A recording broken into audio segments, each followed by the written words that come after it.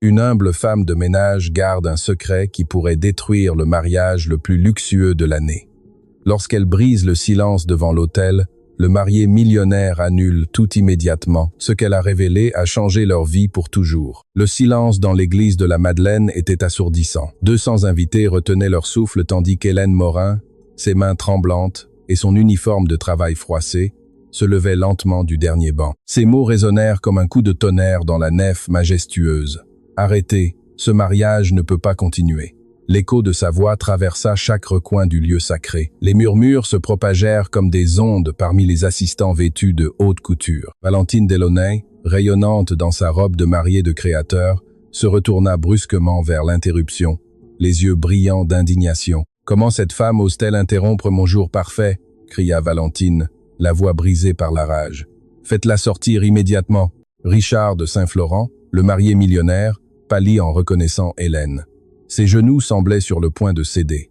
Il connaissait ce regard déterminé, ses yeux qui avaient vu trop de souffrance. Son cœur commença à battre de manière incontrôlable. « Hélène, que fais-tu ici ?» chuchota Richard, d'une voix à peine audible.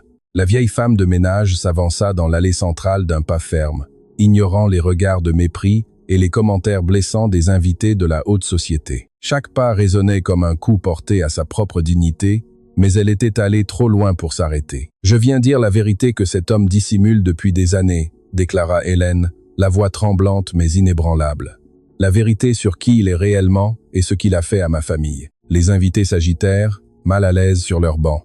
Des téléphones commencèrent à filmer secrètement. La tension était palpable, comme l'électricité avant l'orage. Madame Espérance, la gouvernante de l'hôtel Régence, où Hélène travaillait, s'était cachée derrière une colonne. Ses yeux se remplirent de larmes en voyant son employée la plus dévouée affronter ces gens si puissants. « Hélène, s'il te plaît, réfléchis bien, » murmura-t-elle pour elle-même. « Ces gens peuvent te détruire. » Mais Hélène avait pris sa décision quelques jours plus tôt, après avoir découvert la vérité qui allait tout changer. Le père Michel, fort de plusieurs décennies de ministère, n'avait jamais été témoin d'une telle scène.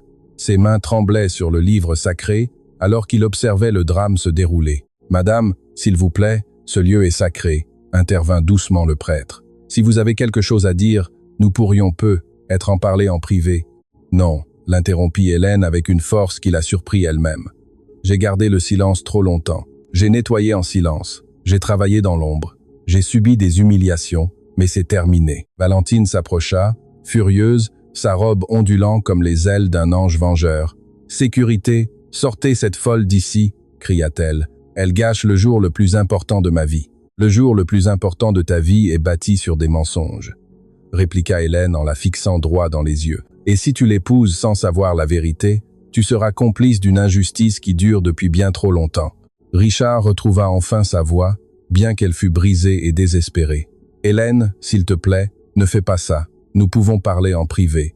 Tout ce que tu veux, je peux l'acheter. Je peux acheter ton silence. » Hélène rit amèrement. « Comme tu as acheté le silence de tant d'autres, mais mon silence n'est pas à vendre. » Richard de Saint-Florent. Les murmures s'intensifièrent parmi les invités. Certains reconnurent le nom d'Hélène, se rappelant vaguement l'avoir vue nettoyer lors de précédentes réceptions mondaines. D'autres sortirent leur téléphone, sentant qu'ils assistaient à un moment extraordinaire. « Ma mère me disait toujours que la vérité est comme l'eau, » continua Hélène, sa voix gagnant en assurance. « On peut la contenir un temps, mais elle finit toujours par trouver son chemin vers la surface. » Claire Valois, la mère d'Hélène, était décédée des années auparavant sans avoir pu voir ce moment de justice dont sa fille avait tant rêvé.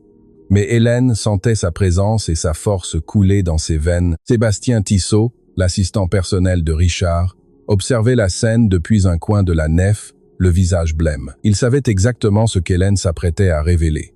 Il en avait été le témoin silencieux. « Monsieur de Saint-Florent », murmura Sébastien en s'approchant. « Peut-être devrions-nous… »« Tais-toi », lui lança Richard, perdant pour la première fois son calme de grand patron. « Ne dis plus un mot. » Hélène observa cet échange et sourit tristement. Les pièces du puzzle commençaient à s'assembler sous les yeux de tous. « Tu vois, Valentine ?» dit Hélène en s'adressant à la mariée. « Même son propre assistant sait la vérité. Même lui sait de quoi ton futur époux est capable. » Valentine regarda, confuse, Richard puis Sébastien, une graine de doute commençant à germer dans son cœur. « De quoi parle-t-elle » demanda-t-elle d'une voix tremblante. « Richard, dis-lui qu'elle invente tout. » Mais Richard ne put soutenir son regard. Ses yeux fuirent vers le sol, et à cet instant, Valentine comprit qu'un terrible secret allait éclater. Hélène prit une profonde inspiration et prononça les mots qui lui brûlaient la gorge depuis des années. « Richard de Saint-Florent a tué mon fils. » Le silence qui suivit fut absolu, comme si le temps s'était arrêté. 200 personnes retinrent leur souffle simultanément. « Il a tué mon fils unique, Damien, dans un accident qu'il a causé alors qu'il conduisait ivre. Et il a ensuite utilisé son argent et son pouvoir pour étouffer l'affaire, pour acheter des témoins, pour corrompre des policiers, afin de s'assurer qu'il ne paierait jamais pour ce qu'il avait fait. » Wen, des larmes commencèrent à couler sur les joues d'Hélène, mais sa voix resta ferme comme de l'acier. Mon Damien avait à peine 10 à 8 ans, il allait commencer ses études de médecine. Il voulait aider les gens démunis comme nous, et cet homme. Elle pointa un doigt accusateur vers Richard. Il l'a tué et m'a volé non seulement mon fils, mais aussi la justice à laquelle j'avais droit. Valentine porta ses mains à sa bouche, ses yeux emplis d'horreur. Les invités s'agitèrent nerveusement, certains se levant. Richard, totalement démasqué, finit par lever la tête. Ses yeux étaient rouges de panique et de désespoir. « Hélène, c'était un accident. Je n'ai jamais voulu. » « Menteur !» hurla Hélène, avec toute la force de sa douleur accumulée. « Un accident que tu as caché, un accident que tu as fui, un accident que tu as transformé en secret d'État pour protéger ta précieuse réputation. » Le père Michel s'approcha lentement, visiblement bouleversé. « Monsieur de Saint-Florent, est-ce la vérité ? » J'étais jeune. C'était il y a si longtemps, balbutia Richard. « Réponds, » ordonna Valentine, sa voix résonnant sous les voûtes de l'église. « As-tu tué quelqu'un ?» Le silence de Richard fut plus dévastateur qu'un aveu. Son absence de réponse empoisonna l'atmosphère. Hélène vit le visage de Valentine passer de la confusion à l'horreur, puis de l'horreur au dégoût, et enfin à une rage pure. « Pendant des années, poursuivit Hélène, j'ai nettoyé les sols de tes bureaux, de tes hôtels, de tes réceptions. J'ai entendu vos conversations, j'ai vu vos documents, j'ai été invisible à vos yeux. Mais les invisibles ont aussi des yeux et des oreilles. » Sébastien Tissot s'approcha de Richard en tremblant. « Monsieur, nous devrions partir. Cela va faire la une de tous les médias. »« Maintenant, tu veux le protéger ?» s'écria Hélène. « Mais où étais-tu quand mon fils avait besoin de protection ?» Valentine retira lentement son voile, les mains tremblantes. Quand elle parla, sa voix était froide comme la glace. « Richard de Saint-Florent, as-tu tué un jeune homme et dissimulé ce crime ?» Richard, acculé, finit par hocher la tête. Un cri déchirant s'échappa de la gorge de Valentine. Elle arracha sa bague de fiançailles et la jeta aux pieds de Richard avec tant de force que le bruit du métal contre le marbre résonna comme un coup de feu. « Ce mariage est annulé », déclara Valentine. « Je ne me marierai pas avec un monstre. » Hélène avait gagné. Des années après avoir enterré son fils, après avoir été ignorée et humiliée, elle avait enfin fait entendre sa voix et obtenu justice. Mais alors qu'elle regardait Richard s'effondrer et Valentine fuir l'hôtel en larmes, Hélène comprit que son histoire ne faisait que commencer. Car ce que personne ne savait encore, c'était que Damien, son fils prétendument décédé, était en vie. Et il avait lui aussi des choses à dire. Le chaos éclata dans l'église comme une tempête hors de contrôle. Les invités se levèrent dans un tumulte de cris et de chuchotements, certains se précipitant vers la sortie, tandis que d'autres restaient pétrifiés. Les flashs des téléphones crépitaient, capturant chaque instant de ce désastre. Valentine Delaunay fuyait le long de l'allée centrale, sa robe traînant sur le marbre, ses larmes ruinant son maquillage. Ses demoiselles d'honneur la suivaient en panique, trébuchant sur leurs talons aiguilles. « Valentine, attends !» cria sa meilleure amie, Camille de Montaigu. « On peut arranger ça. »« Il n'y a rien à arranger, » sanglota Valentine sans s'arrêter. « J'allais épouser un criminel. Un maudit criminel. » Richard de Saint-Florent restait immobile devant l'autel. Son visage avait perdu toute couleur. Ses mains tremblaient violemment alors qu'il regardait son monde parfait s'effondrer en quelques minutes. Les invités le fixaient avec un mélange d'horreur et de fascination morbide. Hélène Morin se tenait toujours debout au milieu de l'allée, respirant lourdement. L'adrénaline qu'il avait portée commençait à retomber, laissant place à un mélange de triomphe et de terreur. Elle avait accompli l'impensable, défié le pouvoir et crié sa vérité au monde. C'est alors que son téléphone portable se mit à vibrer avec insistance dans la poche de son uniforme. Hélène l'ignora d'abord, mais l'appareil ne cessait de sonner. D'une main tremblante, Elle finit par le sortir et y découvrit un message qui lui coupa le souffle. « Maman, je suis vivant. Retrouve-moi au parc où nous allions toujours. J'ai beaucoup de choses à t'expliquer. Damien. » Le téléphone lui échappa des mains et tomba sur le sol dans un bruit sec qui résonna dans le silence tendu de l'église. Hélène chancela, ses jambes se dérobant sous elle. Le père Michel se précipita pour la soutenir avant qu'elle ne s'effondre. « Madame, est-ce que ça va ?» demanda le prêtre avec une réelle sollicitude. Hélène ne pouvait pas parler. Ses yeux étaient fixés sur l'écran fissuré du téléphone, où l'on pouvait encore lire ces mots qui défiaient toute logique. « Ce n'est pas possible », murmura Hélène, la voix à peine audible. « Mon fils est mort. J'ai moi-même identifié son corps. Je l'ai enterré de mes propres mains. » Sébastien Tissot, qui observait la scène à distance, s'approcha lentement. Son visage arborait une expression étrange, comme s'il détenait un secret ignoré de tous. « Madame Morin, dit-il d'une voix douce mais lourde de sens, il y a des choses concernant cette nuit-là que vous ignorez. Des choses que mon patron s'est assuré que personne ne découvre jamais. » Richard se tourna brusquement vers son assistant. « Sébastien, ferme ta gueule, rugit-il. Tu ne sais pas ce que tu dis. »« Au contraire, patron, répliqua Sébastien, sa voix s'affirmant. Je sais exactement ce que je dis et je crois qu'il est grand temps que toute la vérité éclate. » Les invités encore présents dans l'église se rapprochèrent, formant un cercle irrégulier autour des protagonistes de ce drame.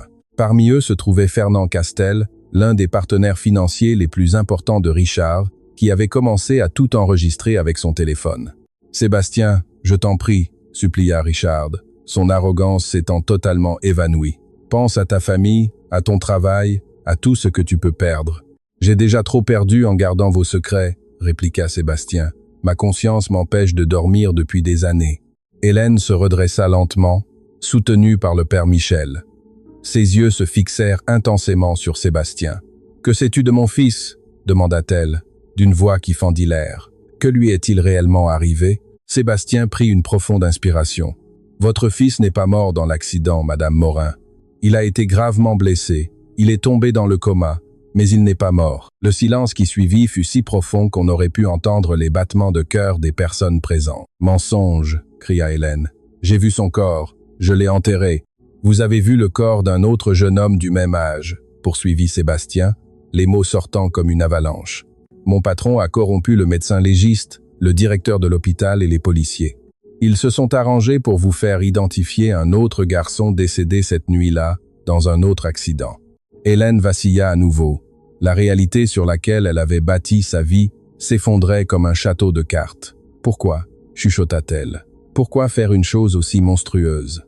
Richard, voyant qu'il n'y avait plus d'issue, finit par parler d'une voix brisée. « Parce que Damien m'avait vu cette nuit-là, il avait vu mon visage. S'il s'était réveillé du coma, il aurait pu m'identifier. Ma carrière, ma réputation, ma famille, tout aurait été détruit. » Les invités murmurèrent leur indignation. Certains sortirent leur téléphone pour appeler la police. D'autres semblaient sous le choc, incapables de réaliser la gravité de ce qu'ils entendaient. Madame Espérance s'approcha enfin d'Hélène. « Hélène, » dit-elle les yeux pleins de larmes. « Quelques jours après les funérailles, j'ai vu quelque chose d'étrange dans les registres de l'hôpital où je travaille aussi comme femme de ménage la nuit. Il y avait un patient sans nom, un jeune homme dans le coma depuis des années. Mais je n'aurais jamais pensé, je n'aurais jamais imaginé. » Hélène la regarda avec des yeux suppliants. « Où? Dans quel hôpital? »« L'hôpital Saint-Roch, » chuchota Espérance. « Service des soins intensifs, chambre 247. » Sans un mot de plus, Hélène commença à marcher vers la sortie de l'église. Ses pas étaient fermes, décidés, comme guidés par une force invisible. « Hélène, attendez !» cria le père Michel. « Vous ne pouvez pas y aller seule. J'ai été seule pendant des années, mon père, » répondit-elle sans se retourner. « Je n'ai plus peur. » Mais Sébastien courut après elle. « Madame Morin, il y a d'autres choses que vous devez savoir avant d'aller là-bas. » Hélène s'arrêta sur le parvis de l'église, se retourna lentement et lui lança un regard noir. « Que pourrait-il y avoir de plus ?» demanda-t-elle d'une voix dangereusement calme. « Qu'est-ce qu'on m'a caché d'autre? Votre fils s'est réveillé de son coma il y a 3 ans, dit Sébastien. Il vit sous une fausse identité. Il travaille. Il essaie de reconstruire sa vie, mais il n'a jamais cessé de vous chercher. » Hélène se raccrocha au montant de la porte pour ne pas tomber. Le monde tournait autour d'elle. « 3 ans, murmura-t-elle. Il est en vie depuis 3 ans et il ne m'a pas cherché. Il a essayé, continua Sébastien. Mais mon patron s'est assuré que vous ne le sachiez jamais.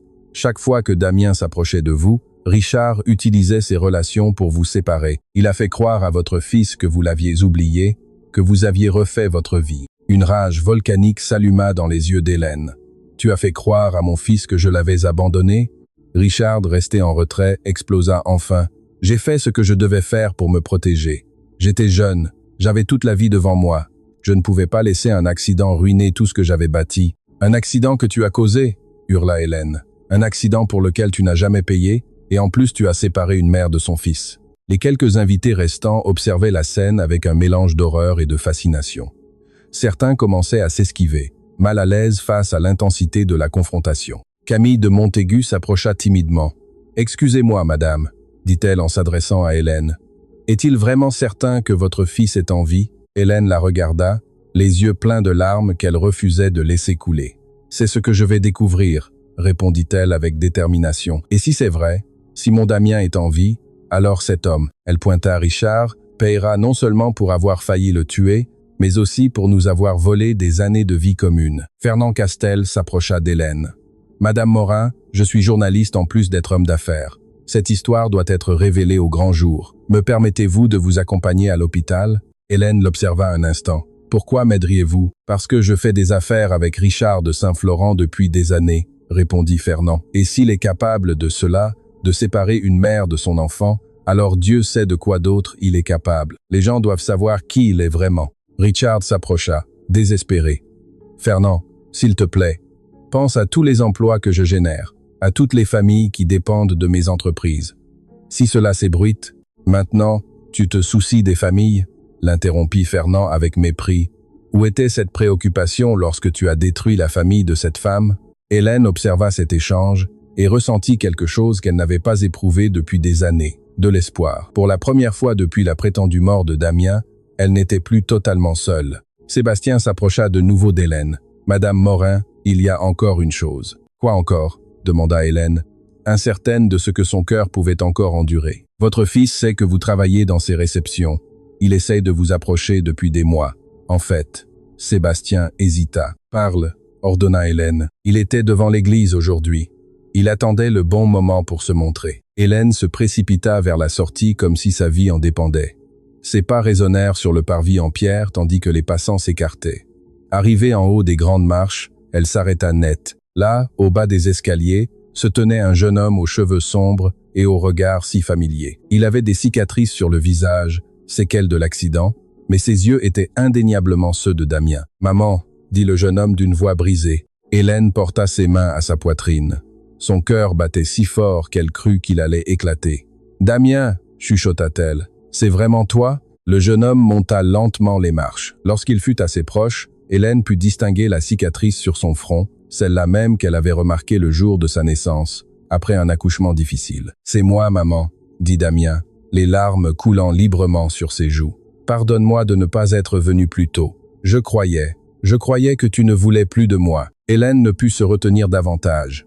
Elle se jeta dans les bras de son fils, le serrant avec une force qui contenait des années de douleur, de perte et d'amour accumulés. Ils pleurèrent ensemble, accrochés l'un à l'autre comme si le monde extérieur n'existait plus. « Je n'ai jamais cessé de t'aimer, » sanglota Hélène. « Pas un seul jour je n'ai cessé de chercher ton visage dans la foule. »« Moi aussi je t'ai cherché, maman, » murmura Damien. Mais il s'est assuré que nous ne nous trouvions jamais. Mère et fils se tournèrent vers l'entrée de l'église où Richard de Saint-Florent observait la scène à distance, le visage figé dans un masque de défaite absolue. Fernand Castel continuait de filmer, capturant chaque instant de ces retrouvailles qui feraient la une de tous les journaux le lendemain. « Cette histoire va tout changer », murmura Fernand. « La justice va enfin triompher. » Mais Damien s'écarta doucement de sa mère et la regarda avec une intensité qu'elle n'attendait pas. « Maman, il y a autre chose que tu dois savoir, » dit-il d'une voix ferme. « Quelque chose sur la raison pour laquelle j'ai décidé de me révéler aujourd'hui, à cet instant précis. » Hélène le regarda avec curiosité et appréhension. « Qu'est-ce que c'est, mon fils ?» Damien prit une profonde inspiration et pointa du doigt Richard. Il n'a pas agi seul cette nuit-là. Il y avait quelqu'un d'autre dans la voiture, quelqu'un qui m'a vu, quelqu'un qui connaît aussi la vérité, et cette personne est présente à ce mariage. Hélène suivit le regard de son fils, qui se dirigeait vers la foule d'invités massés devant l'église. « Qui ?» demanda-t-elle. « Qui d'autre sait ce qui s'est passé ?» Damien leva lentement le bras et désigna une silhouette restée dans l'ombre pendant toute la confrontation. « Elle » dit Damien. Valentine Delaunay sait exactement ce qui s'est passé cette nuit-là parce qu'elle était dans la voiture avec Richard. Le monde d'Hélène vacilla une fois de plus. La mariée qui venait d'annuler le mariage avec indignation, la femme qui s'était posée en victime surprise, n'était pas celle qu'elle prétendait être. Valentine, qui tentait de se faire consoler par ses demoiselles d'honneur, leva les yeux en entendant son nom. En voyant Damien la désigner, son visage passa de la détresse feinte à une panique absolue. « Non » murmura-t-elle. « Non, ce n'est pas possible, ça ne peut pas arriver. » Hélène regarda alternativement son fils, Richard et Valentine, les pièces du puzzle final s'assemblant dans son esprit. « Vous saviez tous les deux, » dit Hélène d'une voix chargée d'une fureur nouvelle. « Vous saviez tous les deux que mon fils était vivant et vous avez menti. » L'histoire qu'Hélène pensait connaître se révélait n'être que la surface d'une conspiration bien plus profonde et machiavélique. L'air sur le parvis devint irrespirable.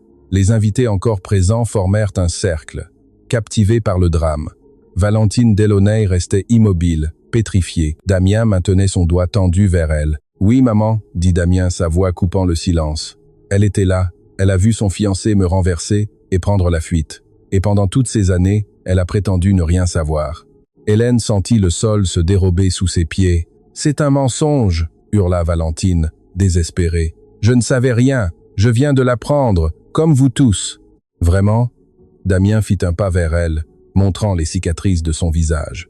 « Tu ne te souviens pas m'avoir regardé dans les yeux cette nuit-là ? Tu ne te souviens pas avoir dit « Laisse-le, il est déjà mort ». Quand Richard a voulu faire marche arrière pour vérifier si je respirais encore, un murmure d'horreur s'éleva de la foule.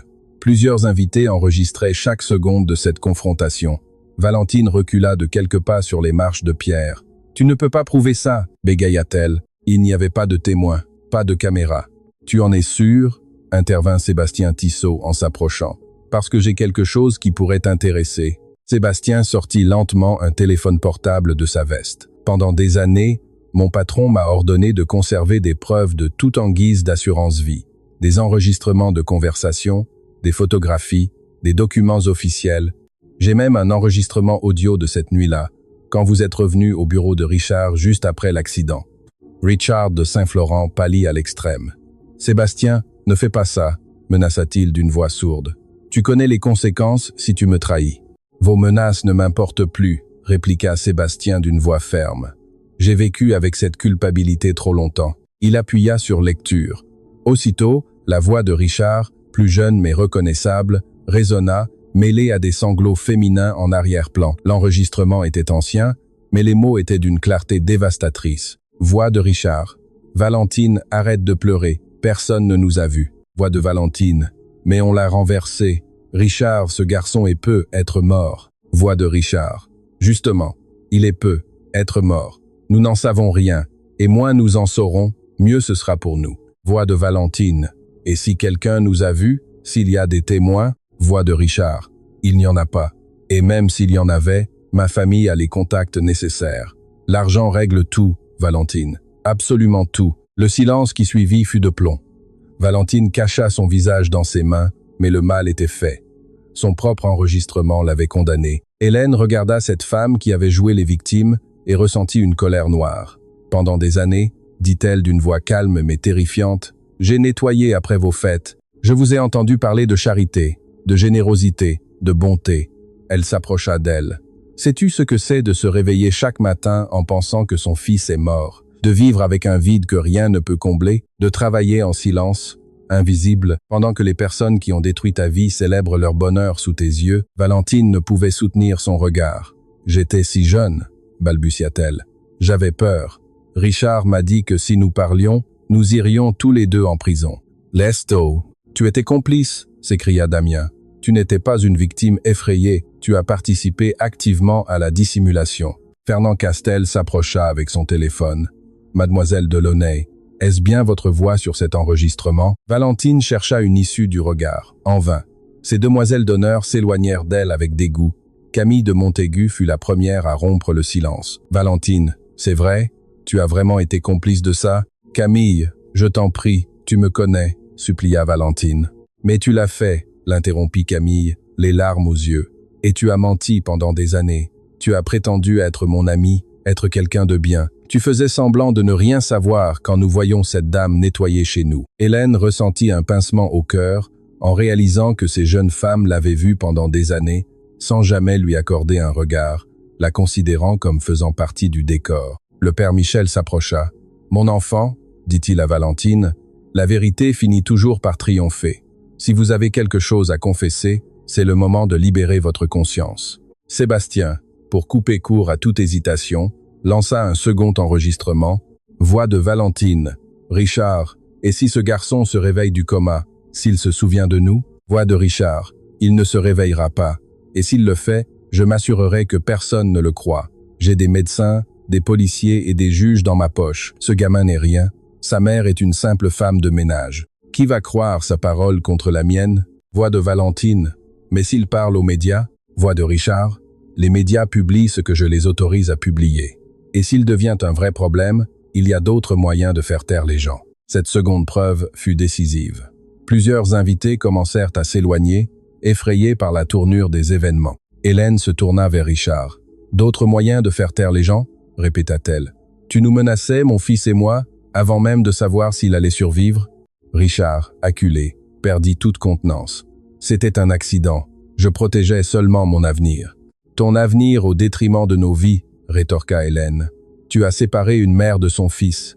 Tu m'as fait enterrer un inconnu en me faisant croire que c'était mon Damien. Tu m'as volé des années à ses côtés. » Damien entoura sa mère d'un bras protecteur. « Maman, il y a pire. Quand je me suis réveillé du coma il y a 3 ans, j'ai essayé de te retrouver. Mais chaque fois que je m'approchais, des hommes m'attendaient pour me menacer. Ils me disaient de me tenir à l'écart, sinon il t'arriverait malheur. Ils m'ont montré des fausses photos de toi, des documents falsifiés, prétendant que tu avais refait ta vie avec un autre homme et que tu ne voulais plus de moi. » Sébastien confirma, « Mon patron avait engagé des détectives privés pour s'assurer qu'ils restent séparés. » Valentine explosa, « Je n'étais pas au courant de ça.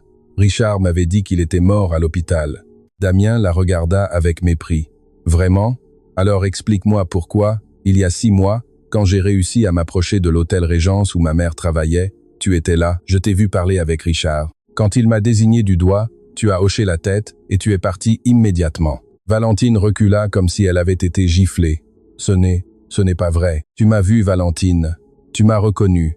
Et au lieu de faire ce qui était juste, tu as fui et tu as continué à faire semblant. » Hélène sentit son cœur se briser. Savoir qu'elle avait été si près de son fils et que l'occasion avait été manquée par la faute de cette femme était insoutenable. Madame Espérance s'approcha. « Hélène, dit-elle d'une voix tremblante, je comprends maintenant pourquoi je t'ai trouvée en pleurs dans les toilettes de l'hôtel ce jour-là. Tu m'as dit que tu sentais que Damien était proche. Je pensais que c'était le chagrin qui te jouait des tours, mais c'était réel, compléta Hélène. Mon instinct de mère me disait qu'il était là, et ils m'ont volé ses retrouvailles. » Fernand Castel s'adressa à la foule. « Tout cela doit être signalé aux autorités immédiatement. Nous parlons de dissimulation de crimes, de séquestration morale, de corruption et de menaces. » Richard tenta une dernière carte. « Fernand, réfléchis aux conséquences. Si cela éclate, des dizaines d'employés perdront leur travail. Les investisseurs vont se retirer. L'économie locale va en souffrir. »« Tu te soucies de l'économie maintenant ?» répliqua Fernand. « Où était cette préoccupation quand tu as détruit cette famille et condamné cette femme à récurer tes sols pendant que tu profitais de ta fortune bâtie sur le sang ?» Hélène prit la parole, sa voix résonnant avec force. « Je ne veux pas de ton argent. Je ne veux pas de compensation financière. Je ne veux pas d'accord à l'amiable. » Elle s'approcha de Richard. « Je veux la justice. Je veux que tu paies pour chaque larme que j'ai versée. Je veux que tu paies pour chaque nuit passée à me demander ce que j'avais fait de mal pour que la vie m'arrache mon fils unique. Je veux que tu paies pour chaque jour où mon Damien s'est cru abandonné. »« Hélène, s'il te plaît, nous pouvons trouver un arrangement, » supplia Richard. « Peux-tu me rendre les années perdues ?» l'interrompit-elle. « Peux-tu effacer la douleur d'avoir cru mon fils mort? Peux-tu enlever les cicatrices de son visage ?» Damien posa une main sur l'épaule de sa mère. « Maman, il ne pourra jamais nous rendre ce temps. Mais nous pouvons nous assurer qu'il ne fasse plus jamais de mal à personne. » Hélène acquiesça. « Tu as raison, mon fils.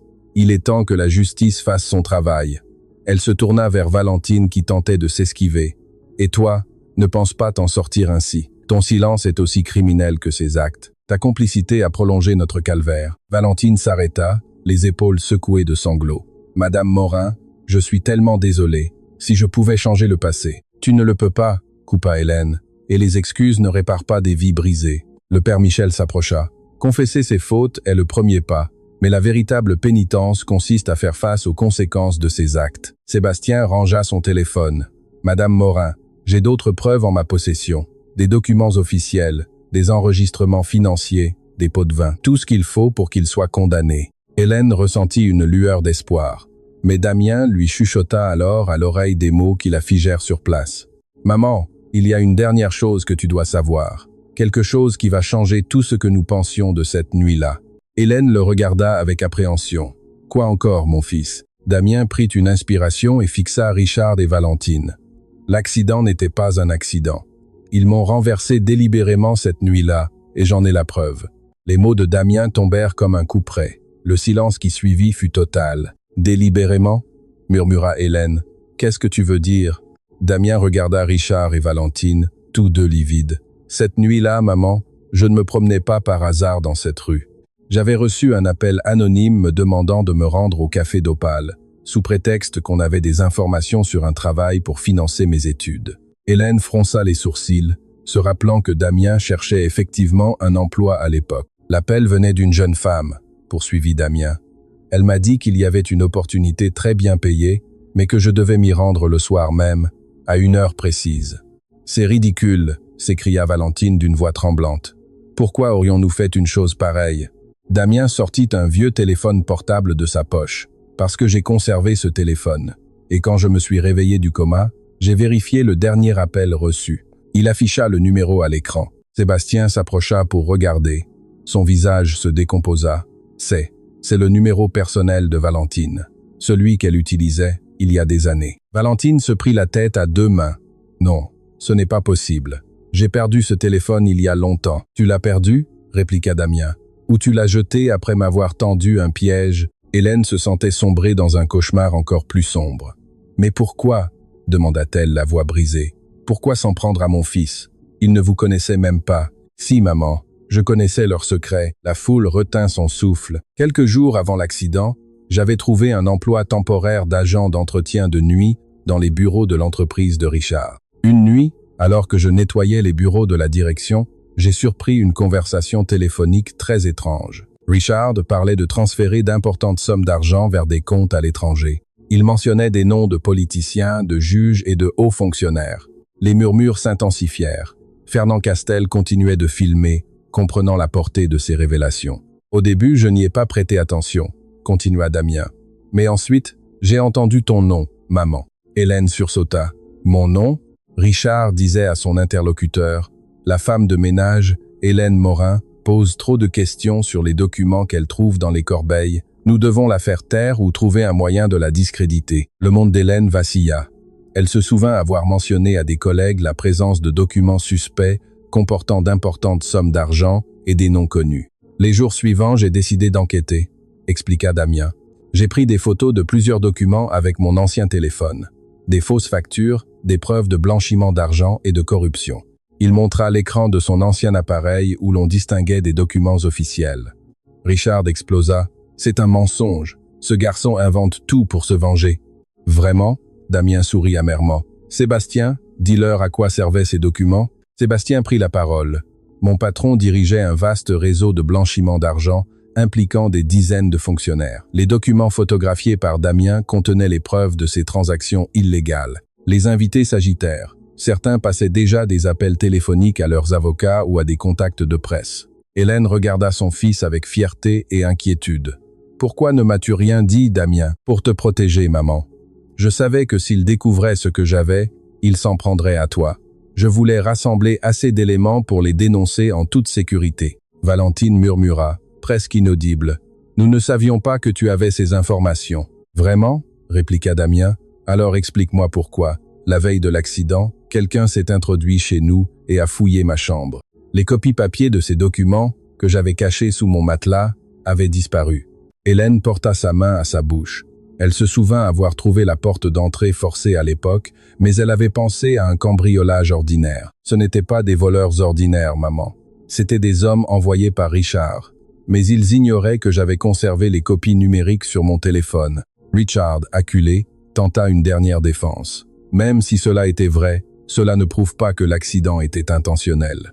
Damien se tourna vers Sébastien. « Sébastien, raconte-leur la conversation que tu as surprise entre Richard et Valentine l'après-midi de l'accident. » Sébastien ferma les yeux, douloureusement. Mon patron avait reçu un appel d'un contact de la police, l'informant que Damien Morin avait demandé un rendez-vous pour déposer des preuves de corruption le lendemain matin.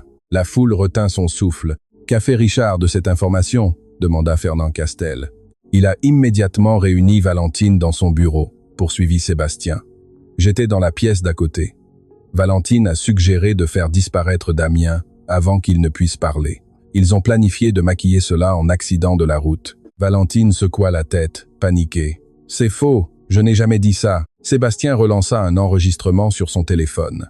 La voix de Valentine emplit à nouveau l'espace. Voix de Valentine. « Richard, on ne peut pas le laisser parler demain. S'il présente ces documents, nous finirons tous en prison. » Voix de Richard. « Je sais, mais que suggères-tu? Nous ne pouvons pas simplement... » Voix de Valentine. « Bien sûr que si. Un accident de la route est si vite arrivé, personne ne soupçonnera rien. » Voix de Richard. « Valentine, tu parles de le blesser gravement? » Voix de Valentine. « Je parle de protéger notre avenir. Si nous ne faisons rien, nous perdons tout. » Le silence qui s'ensuivit fut absolu. Valentine s'effondra à moitié contre une colonne de l'église. Hélène la regarda, animée par une colère froide et implacable. « Tu as planifié d'éliminer mon fils pour protéger votre argent sale? J'avais si peur, » chuchota Valentine. « Je ne savais pas ce que je disais. »« Peur, » répliqua Hélène. « Mon fils était un étudiant honnête. Il n'était pas une menace. Il avait simplement des principes que vous ne pouviez pas acheter. » Damien posa sa main sur le bras de sa mère pour l'apaiser. « Maman, il y a plus, après m'avoir renversé et laissé pour mort, ils sont revenus sur les lieux de l'accident pour s'assurer que j'avais expiré. Mais l'ambulance était déjà là. » Sébastien confirma. « Je les ai suivis cette nuit-là.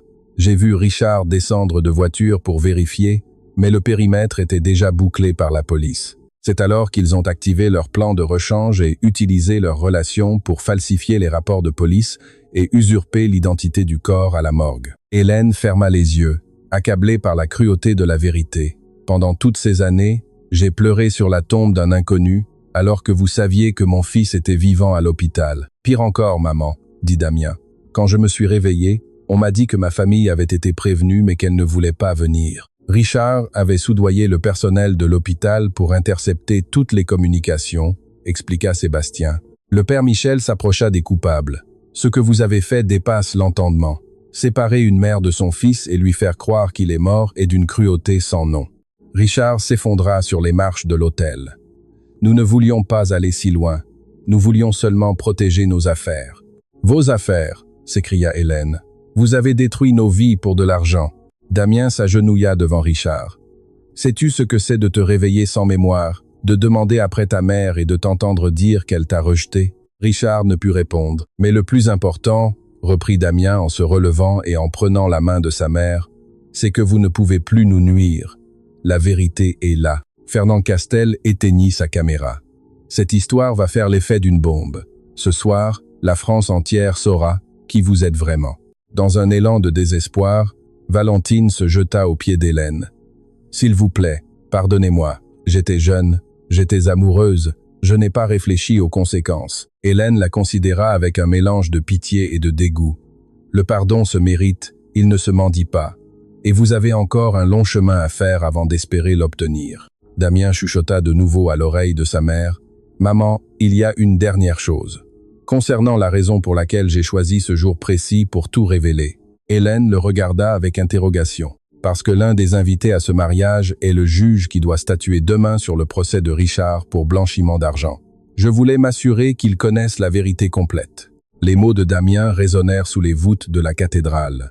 Les invités se regardèrent mutuellement, cherchant à identifier le magistrat. Damien désigna un homme élégant aux cheveux poivre et sel, assis au milieu de l'assemblée, qui observait la scène avec gravité. « Monsieur le juge Auguste Ménard, » l'interpella Damien, « je sais que vous présidez l'audience de demain. » L'homme se leva lentement, Son allure imposait le respect. « Jeune homme, dit le juge Ménard d'une voix solennelle, comment connaissez-vous mon calendrier judiciaire? Parce que durant ces 3 dernières années, sous ma fausse identité, j'ai travaillé comme assistant de recherche dans plusieurs cabinets d'avocats. J'ai rassemblé des preuves non seulement sur mon cas, mais sur l'ensemble du réseau de corruption de Richard de Saint-Florent. » Le juge s'avança dans l'allée centrale. « Les accusations que vous portez sont extrêmement graves. Tentative de meurtre, dissimulation de preuves, obstruction à la justice et corruption de fonctionnaires. Avez-vous des éléments concrets pour étayer ces affirmations ?» Damien ouvrit son sac et en sortit une tablette ainsi que plusieurs dossiers papier. « J'ai ici 3 ans de travail méticuleux, des relevés bancaires, des enregistrements, des photos et la liste complète des agents publics corrompus par Monsieur de Saint-Florent. » La tension devint palpable parmi l'assistance. Plusieurs notables semblèrent soudain très pressés de quitter les lieux. Hélène regardait son fils avec une admiration infinie. « Tu as fait tout cela seul ?»« Oui, maman. Quand je me suis réveillé et qu'on m'a fait croire que tu m'avais oublié, j'ai juré de faire triompher la justice pour honorer ce que tu m'avais enseigné. Mais en cherchant, j'ai découvert que nous n'étions pas les seuls à avoir été détruits par ces agissements. » Sébastien s'approcha du juge. « Monsieur le juge, je confirme l'intégralité des propos de Damien. J'ai moi-même tenu un registre secret de toutes les malversations de mon patron pour me protéger, et je vous le remets aujourd'hui. » Le juge Ménard prit les documents et commença à les examiner attentivement. Son expression se fit de plus en plus sévère au fil des pages. « C'est stupéfiant, » murmura-t-il. « Si ces pièces sont authentiques, il s'agit du réseau de corruption le plus sophistiqué qu'il m'ait été donné de voir en 30 ans de carrière. » Fernand Castel intervint. « Monsieur le juge, en tant que journaliste d'investigation, je peux attester de l'authenticité de plusieurs de ces transactions.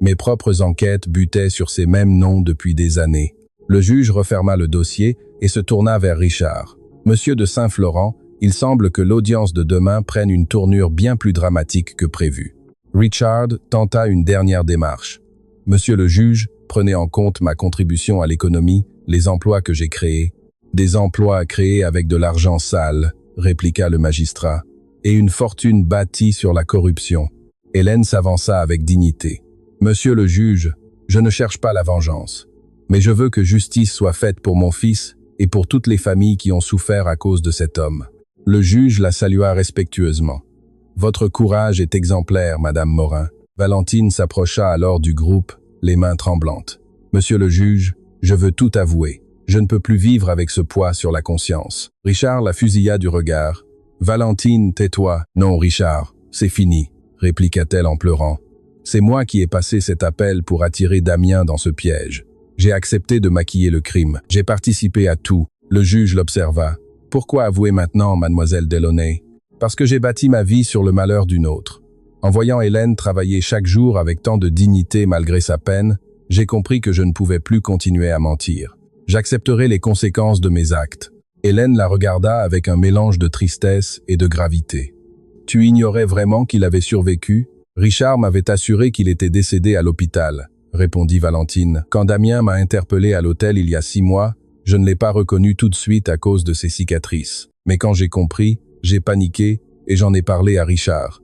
Il m'a promis qu'il s'en chargerait et que Damien ne nous nuirait pas. J'ai été lâche. J'ai préféré protéger mon confort plutôt que de faire éclater la vérité. » Le père Michel posa une main apaisante sur l'épaule de Valentine. « Se confronter à la justice des hommes est le premier pas vers le rachat de votre âme. » Le juge Ménard acquiesça. « Votre coopération sera consignée, mademoiselle. » Il se tourna vers Richard. « Quant à vous, monsieur de Saint-Florent, je crains que votre empire ne vienne de s'effondrer. » Richard resta silencieux, le regard vide, réalisant qu'il n'avait plus aucune issue. Madame Espérance s'approcha d'Hélène. « Ma chère amie, j'ai toujours senti que ta blessure était trop vive pour être refermée. Une mère sait au fond d'elle-même quand son enfant est toujours là. » Hélène l'enlaça chaleureusement. « Merci pour ton soutien durant toutes ces années, Espérance.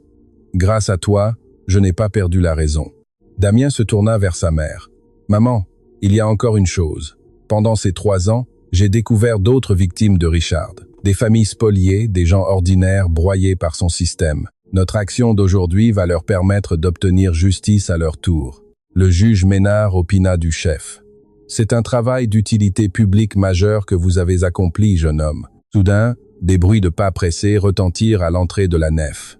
Une femme élégante en costume sombre fit son entrée, suivie de plusieurs policiers en uniforme. « Je suis la procureure de la République, Marie-Victoire Vasseur », annonça-t-elle. « Nous enquêtons sur les activités financières de la société de Monsieur de Saint-Florent et nous venons d'être informés des événements en cours. » Damien sourit pour la première fois. « Madame la procureure, nous vous attendions. Tout est prêt. » La procureure Vasseur s'approcha d'Hélène. « Madame Morin, votre courage honore notre système judiciaire. Grâce aux documents saisis par votre fils, nous allons pouvoir engager des poursuites d'une ampleur inédite. » Sébastien Tissot fut invité à suivre les enquêteurs pour formaliser sa déposition. Richard de Saint-Florent fut menotté sous les yeux des derniers invités médusés. Avant d'être emmené, Richard croisa le regard de Damien. « Tu as gagné, murmura-t-il. « Ce n'est pas moi qui ai gagné, Richard, répondit Damien calmement. C'est la justice, et elle finit toujours par l'emporter sur le mensonge. » Valentine Delaunay fut également conduite au commissariat pour y être entendue sous le régime de la garde à vue, escortée par des policiers mais marchant la tête haute, libérée du poids de son secret, la procureure se tourna vers Fernand Castel. « Monsieur, votre enregistrement sera d'une valeur inestimable pour l'instruction. Je vous demande de nous en transmettre une copie conforme avant toute diffusion. »« Dessing one. »« Bien entendu, madame la procureure, » répondit Fernand. « La vérité mérite d'être exposée dans toute sa rigueur. » Alors que la nef commençait à se vider et que le calme revenait peu à peu sous les voûtes de l'église de la Madeleine, Hélène prit les mains de son fils dans les siennes. « Damien, mon enfant, je n'arrive toujours pas à y croire. Tout cela semble être un rêve. »« Ce n'est pas un rêve, maman. Nous sommes enfin réunis.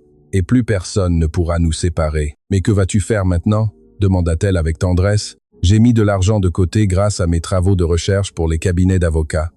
J'ai acheté une petite maison en banlieue parisienne, avec un joli jardin, comme tu en as toujours rêvé. Tu n'auras plus jamais à nettoyer les bureaux des autres. » Des larmes de joie inondèrent le visage d'Hélène. « Mon fils, tu as pensé à moi pendant tout ce temps. Tu as passé ta vie à te sacrifier pour moi, maman.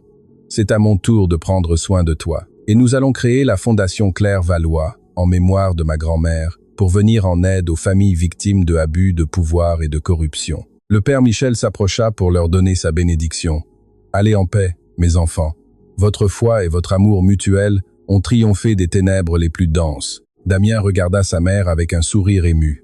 « Il y a encore un détail, maman. Sais-tu pourquoi j'ai tenu à ce que tu viennes lire chaque semaine à l'hôpital Saint-Roch, auprès du patient anonyme de la chambre 247 ?» Hélène le regarda, stupéfaite. « C'était toi, le jeune homme dans le coma à qui je lisais des histoires chaque jeudi ? » « Oui, maman. Même dans mon sommeil le plus profond, j'entendais ta voix. C'est cette voix qui m'a donné la force de me battre et de me réveiller. Ton amour m'a sauvé une seconde fois. » Hélène serra son fils contre son cœur, pleurant de bonheur sous la lumière dorée du soleil couchant qui traversait les grands vitraux de l'église. Le lendemain matin, avant de rejoindre leur nouvelle demeure, Hélène et Damien se rendirent ensemble au petit cimetière de banlieue où reposait le jeune inconnu enterré sous le nom de Damien Morin. Hélène déposa un bouquet de fleurs fraîches sur la pierre tombale. « Merci d'avoir veillé sur sa place », murmura-t-elle avec une profonde gratitude. « Repose en paix, mon enfant. » Ils quittèrent le cimetière bras dessus, bras dessous, prêts à entamer leur nouvelle existence, riches de leur vérité retrouvée et d'une justice enfin rendue.